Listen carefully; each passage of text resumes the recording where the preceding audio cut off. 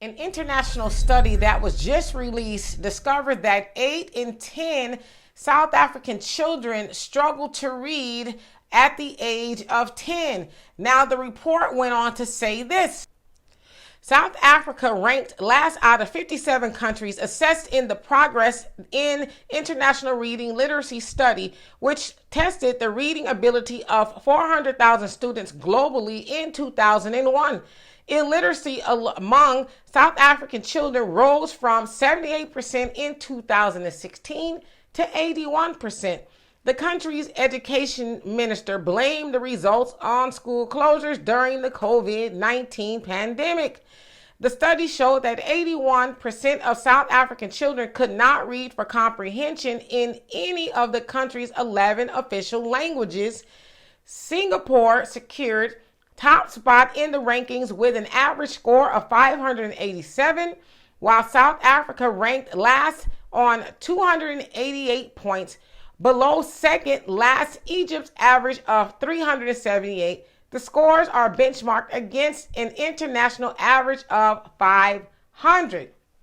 Now, it should also be said that South Africa was one of 3 other African countries. Morocco and Egypt were the other 2.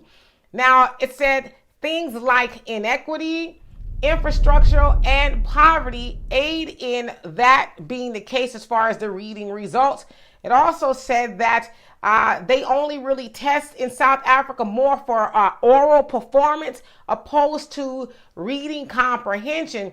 Now, of course, things like apartheid that South Africa experienced, there are still remnants of that as far as the inequity, the segregation. Of course, we do know that there's a lot of poverty amongst Black South Africans, and so that also plays a role. As far as the infrastructure, they say a lot of times the schools do not have what it needs to function, like good working toilets, and oftentimes the reading material is not sufficient. And so it also says that education is one of South Africa's biggest budget, which makes the results of that test disappointing, because it's like, if y'all got a lot of money for education, why can't the children read efficiently?